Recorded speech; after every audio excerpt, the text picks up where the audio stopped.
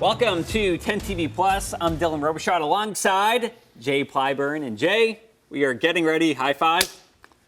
Another year older. Another year older. This guy had a birthday last week. Yeah, belated birthday to me. Well, you know what? 31 years old. Next couple of days, as we go into my first few days of being in my low 30s, we'll still call it. Right. We are going to be looking at what I like the most, some opportunities of snow late this week. You like that? I do, personally. Well, it's all part of the forecasting, I guess. A few flurries possible later on this week, but right now, today, it's going to be super mild out there. Yeah. Super warm, very balmy. Not a bad start to the day already. Not a bad start, yeah. And, you know, if you like the warm weather, enjoy today because it's about to get a whole lot colder. Let's dive right into that 10 weather impact heading into the next few days. And we're going to be looking at some afternoon rain heading into the second half of today. And we actually upped the ante a little bit on these rainfall totals. Before we were going quarter to a half inch. Now we're thinking on the higher end of things, maybe as much as an inch for some of you by the time that things are said and done. So time frame, I'm thinking about an 8-hour window. So we're going to say about 10 o'clock this morning until 6 o'clock this evening. The heaviest rainfall will be south of I-70. So that's where the highest totals will be. So we talked about that half inch to an inch. Well, if you live down here, as I'll show you town by town coming up in just a bit, this is where the highest totals will be. The winds, though, up to 30 miles per hour. That is nothing that we haven't seen so far this fall, but you'll see that the strongest winds will come in as we head into this evening after the main event. Plenty of clouds out here right now. By the time that you're watching this into the afternoon, this rain has already moved into the region, and this goes all the way back towards the Tennessee River Valley, down to parts of Arkansas, Missouri. All that rain is going to be heading up to the east. How much do we get? So that's the million-dollar question. It's going to vary based on town and location. So I-70 is kind of the divider. As you head south of I-70, the totals will be a little bit higher. North of I-70, look at this tight gradient. I mean, you head up towards Urbana, Marysville, even Kenton. I mean, you know, 10, 20 miles could definitely swing whether you get a lot of rain out of this or not so much. So as we head up towards Kenton, we're only looking at about 9/100ths of an inch. Meanwhile, Columbus could be looking at over a half inch. And then down here, the jackpot, we got MacArthur, we got Jackson, we have Athens, all between 3/4 of an inch and about an inch when all is said and done. So some pretty good rainfall coming out of this heading into today. Now, let's talk about the other piece of the weather puzzle. What do the winds do? Right now, they're not bad out here. As we head towards 1 o'clock, 2 o'clock, 3 o'clock, gradually they start to increase. By 3 o'clock, we're looking at some areas out towards Madison County, Union County, looking at gusts up around 30 miles per hour. And then as we head into Delaware County, looking at gusts up to 26 miles per hour. By 6 o'clock, the winds are just starting out. By 7, 8, 9 o'clock, look at this, London, Urbana, Kenton, Washington Courthouse, all looking at gusts around 30 miles per hour. So that's kind of the deal. As we head past midnight, the winds eventually subside and things start to improve. Starting you off here early this afternoon, and the reason why the highest rain totals are south of I-70 is because they're going to have several hours of consistently moderate to heavy rainfall. 12:30, 1 o'clock, tracking some good downpours down here. By 3 o'clock, this continues. The timing is not working out in our favor because, you know, when does the heaviest rain happen? Just in time for that evening commute. As folks are getting off the bus stop, folks are heading home from work. Take a look at this by 3 p.m. from Logan down to MacArthur. Man, we are getting clobbered with some good drenching downpours at that time. Then eventually, I'm thinking by about 5 o'clock, 6 o'clock, 7 o'clock, we kind of wrap this up. There may be some leftover showers on the back side of it, but all's well ends well, as they say. Past midnight, we're completely dry. And then look at this, you know, the sunshine, something that we have not seen in forever. Yeah, after midnight, things clear up, which means that when you wake up tomorrow morning, I think that we should be in pretty good shape to see some of that sunshine out there. Now, as we look at temperatures right now, we're kind of flirting with that 50-degree mark. It is a little bit cooler as we head north and east of town.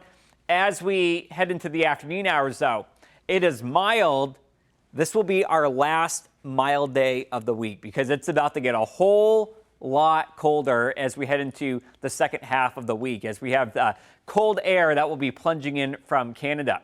Let's talk about that cold air. So Tonight, going into Tuesday morning, we're looking at 37 for the nighttime low. It is quite literally all downhill from here as we head towards Sunday morning, Monday morning. Nighttime lows will be in the teens. So some very cold air on the way, especially as we head into the weekend and beyond.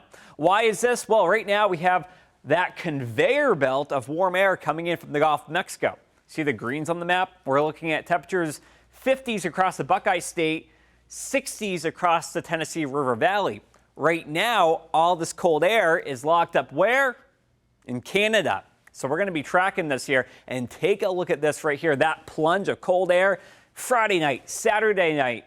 Yeah, take a look at that. That strong northwest wind. Could that lake effect snow machine be cranking this weekend? It's possible, depending on exactly how these winds set up. Either way, you swing the pendulum. I think we're talking about a bitter blast of cold air for all of you. No questions asked going into Saturday and Sunday, which what else is happening this weekend? The Buckeye game. It's going to be a cold, cold game for those of you that are heading out to the shoe for that 8 o'clock kickoff, as we'll talk more about that in a bit. We get past this weekend, heading into next week. The Climate Prediction Center shows things are actually warming up. And in fact, from December 23rd to the 28th, we have about a 75% probability of temperatures being above average. How will that impact our chances of a white Christmas? Well, when we do weather trivia in a minute, we'll go ahead and show you those specific probabilities for where you live, but I'm not so optimistic about that heading into this year. We dry things up tomorrow. The sunshine is out. 48 degrees here on your Tuesday. And then as we head into Wednesday, our next system rolls into the region, and then it gets cold here. Snow flurries possible for Thursday and Friday as we drop it back down to the 30s. And then as we head towards Saturday, we got that Buckeye game on Saturday. Bundle up. Look at these temperatures. Kickoff, 8 o'clock at the shoe, 26 degrees, dropping down to about 20 degrees for the final blow of the whistle at the end of the game. Halftime sitting in the mid-20s. That's the air temperature.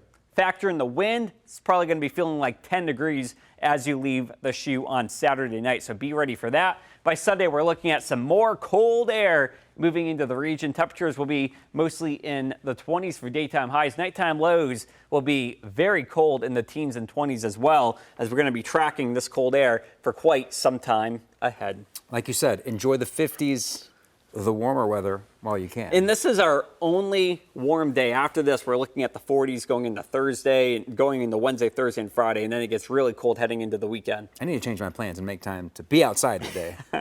All right, let's switch gears. We've got some weather trivia for you today, and you know what? Christmas is what, 9 days away? Yeah. 9 days away. So today's weather trivia question, I'm asking you, what are the odds of a white Christmas in the city of Columbus? I'm glad it's multiple choice here. Exactly. So we have option A, 23%, option B, 10%, 80%, or option D, 100%. What do you think? I'm going to say A, 23%.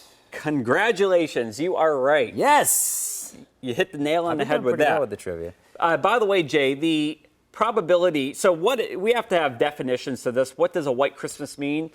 You have to have 1 inch of snow or more on the ground Christmas morning. Half an inch doesn't cut it. Half inch dusting doesn't count it. Okay. So I have some more. Let's talk more about the chances of a white Christmas here, because I want to share with you for the whole nation. So here in Columbus, it's 23%. You head towards parts of upstate New York, obviously 80, 90% up there.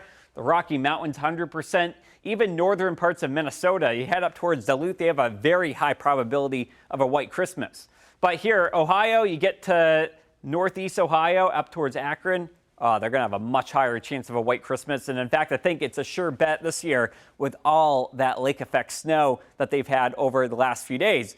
Now, let's take a deeper dive here in Columbus. So as we go back in time, since 1952, 27 of those years have been white Christmas. So that's 27 out of the last 72 years. That's about 37% of the time we've seen a white Christmas.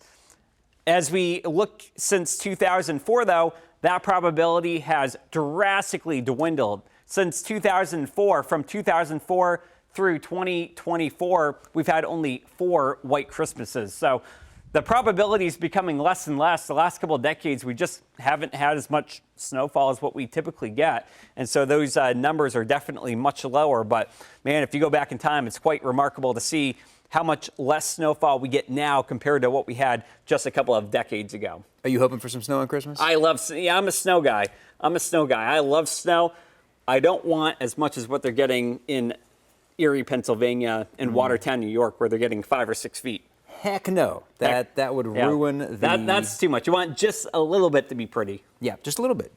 I'm okay with 1 inch, as a matter of fact. I think that's perfect. We'll call it a white Christmas. That's the perfect amount. Yeah. All right, that does it for us here on 10 TV Plus. We got Jerry Martz here at 4, 5, and 6 o'clock this evening. Make sure to tune in for a look at your latest forecast for the rest of the week. We'll see you later.